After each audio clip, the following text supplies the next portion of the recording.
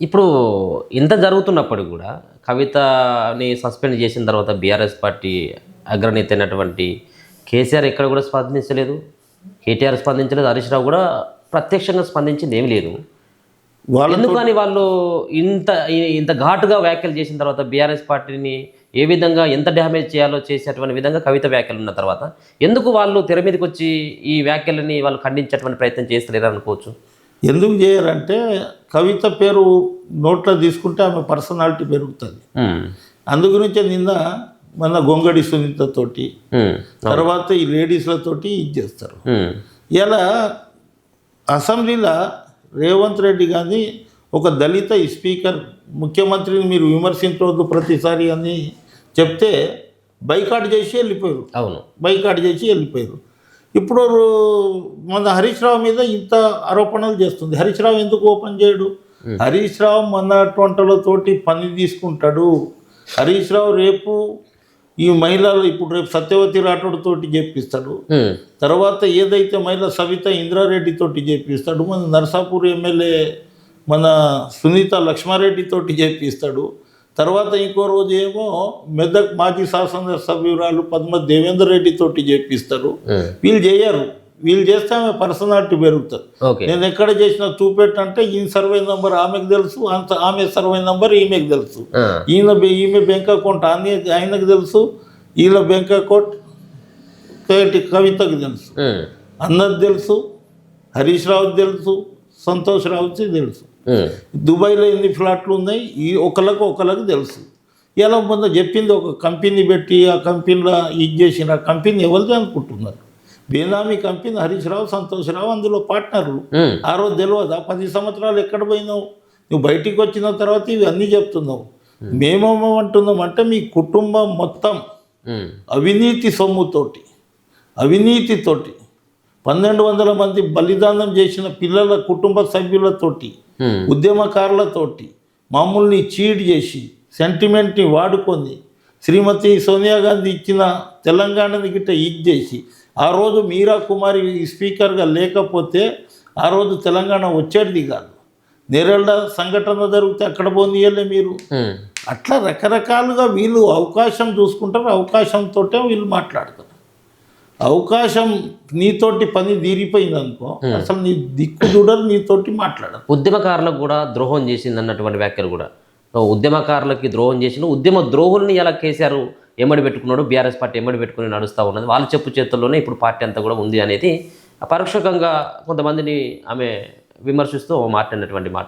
ఎందుకు ఇలా ఉద్యమకారులు అన్నటువంటి ప్రస్తావన మళ్ళీ మండలిలో ఎందుకు తీసుకొచ్చిందని అనుకోవచ్చు మనం? ఆ రోజు ఈమె 10 సంవత్సరాలు ఉన్నప్పుడు ఉద్యమకారులు ఈమెకి యాదుకు రాలే. కేసీఆర్ ఉన్న దాంట్లో నేను ఒకటి ఏకీభవిస్తా. కేసీఆర్ దగ్గర ఉన్నాము అందరూ ఉద్యమ ద్రోహులే, ఎవరికి దగ్గర చేయనియ్యారు. రాములు నాయక్ దగ్గర అయితే రాములు నాయక్ మాట వింటాడు కేసీఆర్. అందుగురించే మనం ఒక కోట్రీగా తయారయ్యి హరీష్ రావు, కేటీఆర్, సంతోష్ రావు ఇటువంటి వాళ్ళు తయారయ్యి ఎవరిని గెలవనీయకుండా ఏమన్నా ఉంటే వీళ్ళు మాట్లాడుకొని ఈ విధంగా చేస్తారు.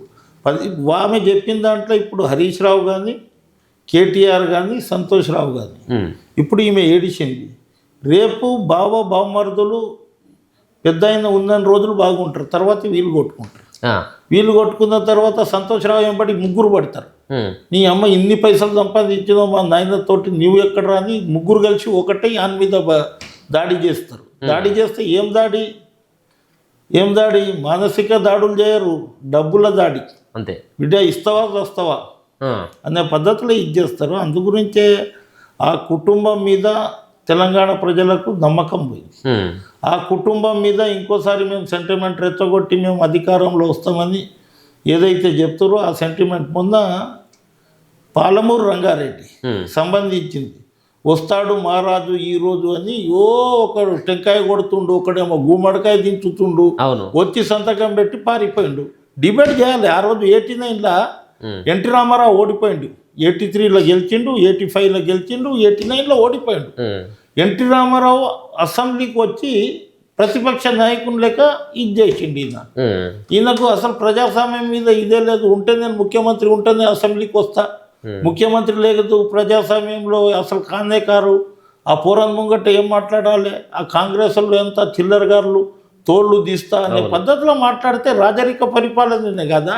అవును. గజ్వేల్ రాజీనామా చేసే అసెంబ్లీకి రాకపోతే నాకు ఈ ప్రజాస్వామ్య పద్ధతి మీద లేదు, నేను రాజరిక పరిపాలన చేస్తా. ఇంకోటి ఇది 10 సంవత్సరాలలో ఇది ఏది మ్యాచ్ ఫిక్సింగ్ ఉంది, అన్ని ఈవీఎంలు ట్యాంపరింగ్ ఉంది, అందు గురించే రాజరిక పరిపాలనకు మళ్ళీ ముంగట ఇంకో అడుగు వేస్తా అనే పద్ధతిలో అదాని కింద ఓకే అదానికి పోయి ఎలక్షన్ సిస్టమే వద్దు, మళ్ళీ నన్ను రాజుని లెక్క ఎన్నుకోండి, నా కుటుంబం ఇది ఉంటుంది, మేమే పరిపాలిస్తామని చెప్పరాదు.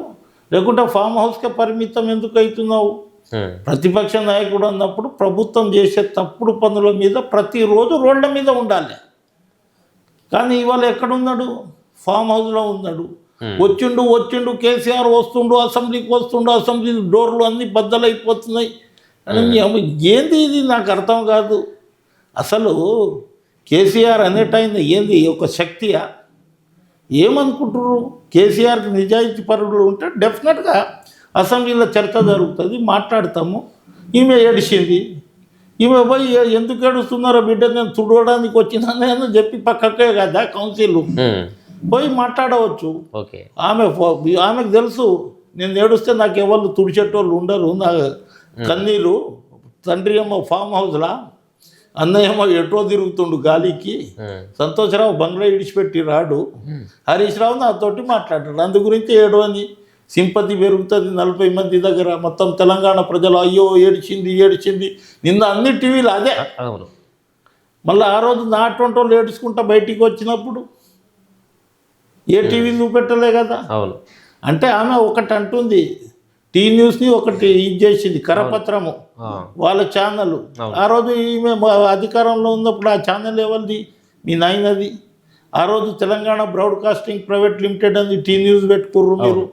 ఆ రోజు పార్టీ ఆఫీస్లో టీ న్యూస్ పెట్టడానికి వీల్లేదు, జీవో ప్రకారం లావాదేవీలు జరగవద్దు. అవి అన్నీ చేసిన తర్వాత ఇప్పుడు నువ్వు ఒక్కటి పెట్టుకో, జాగృతి ఇది.